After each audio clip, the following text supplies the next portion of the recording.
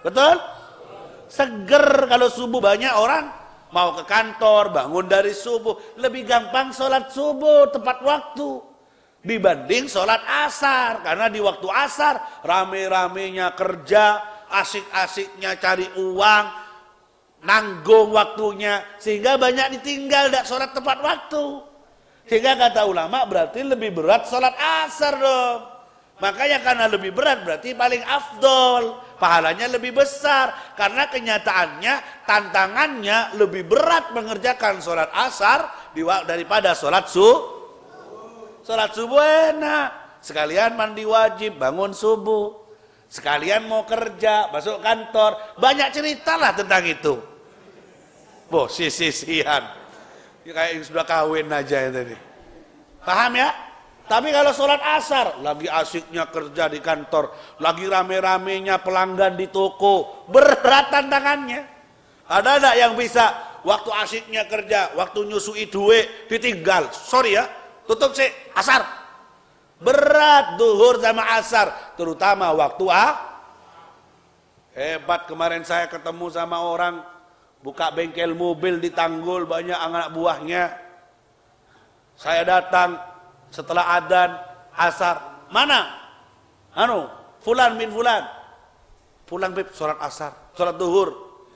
Asar saya ke sana lagi, mana Fulan?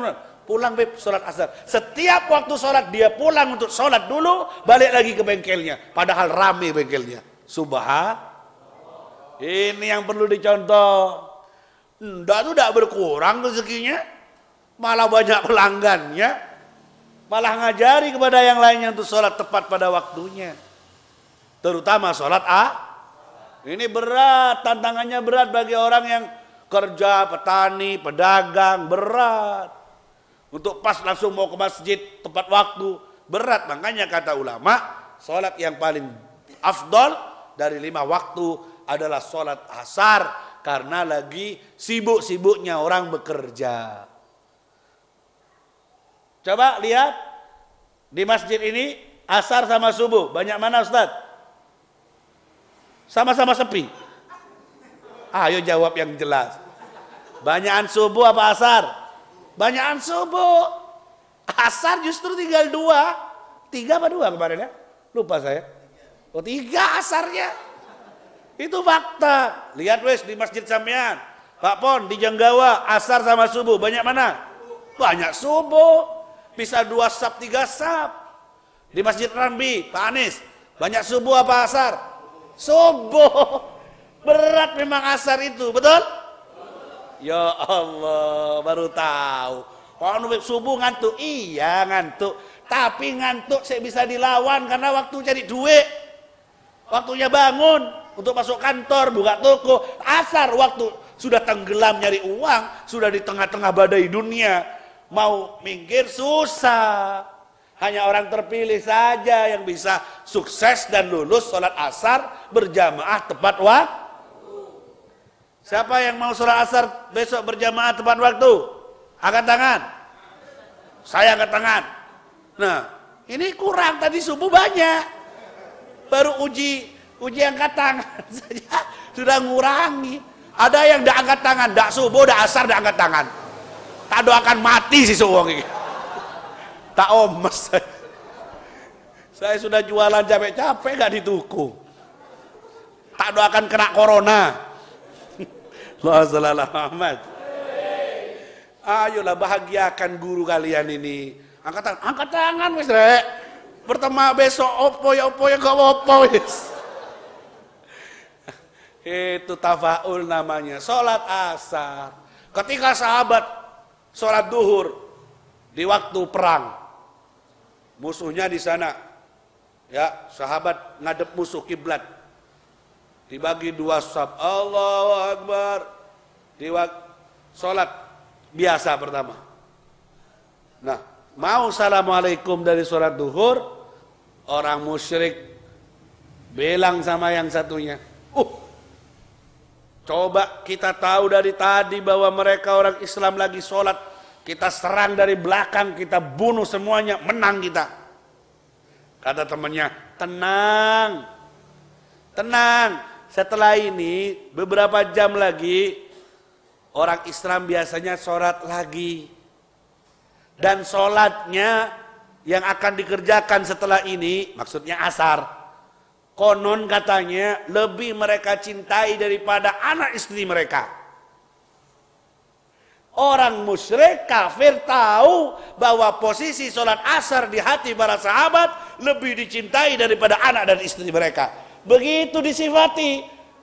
Orang musyrik cerita kepada musyrik lainnya, kalau mau nyerang nanti setelah ini ada sholat asar namanya, itu lebih dicintai daripada anak dan istri mereka. Pasti mereka sholat lagi, kita serang dari belakang. Oh, beneran masuk sholat asar, sholat kayak waktu duhur. Musyrikin sudah siap mau nyerang, tapi turunlah wahyu dari Allah kepada Nabi, syariat untuk sholatul khauf. Sholatul khauf itu dibagi dua baris misalnya.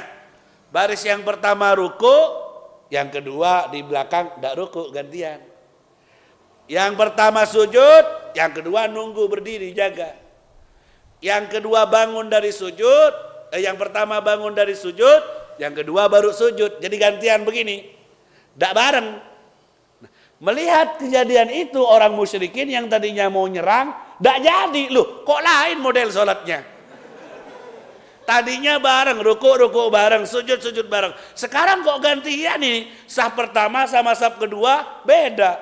Yang satu sujud, yang satu jaga dengan pedangnya begini. Allahu Akbar. Yang nomor satu bangun, yang kedua baru sujud gantian dengan pedangnya. Akhirnya kecolongan orang musyrik. Jangan serang karena ada yang jaga. Gantian sholatnya. Akhirnya tidak jadi nyerang. Asyahid min hadhil qissah, maksud saya dari cerita ini adalah, satu, sholat asar terkenal di kalangan musyrikin, dicintai oleh para sahabat melebihi cintanya pada anak dan istri mereka. Fahim tuh? Bagaimana sholat asar di hati kalian? Cinta istri apa cinta asar? Apa kesasar? Ayo cek baik-baik. Istri apa asar? Har. Koyok embe ae har. Di hati sahabat sholat asar lebih dicintai daripada keluarganya. Dan yang ngasih sifat begitu bukan sahabatnya, tapi orang musyrik tahu bahwa terkenal sahabat tepat waktu sholat asarnya, tidak bisa ditinggal. Sekalipun anak istri di rumah butuh, dia dahulukan sholat asar tepat waktu, karena baginya lebih dia cintai daripada keluarga yang ada di rumah. Allahumma shalli ala Muhammad. Bisa ninggalkan toko untuk sholat sebentar asar? Bisa ninggalkan pertanian untuk sholat sebentar asar? Bisa ninggalkan kesibukan sebentar untuk sholat asar? Waffaqakumullah, semoga dapat taufik untuk mengamalkan. Ya Rabbal Alamin. Itu dia keutamaan sholat subuh dan sholat asar. Tak mustahil dan pantas jika Nabi bersabda, man shallal baridain dakhalal jannah. Siapa yang sholat subuh dan asar, dia dijanjiin masuk surga oleh Allah Subhanahu wa ta'ala. Semoga kita sekeluarga jadi ahli sholat yang sebenarnya, dan semoga besok subuh dibangunkan untuk sholat subuh berjamaah, amin. Dan juga sholat duhur berjamaah, amin. Sholat asar berjamaah, amin. Sholat maghrib dan isya berjamaah, amin.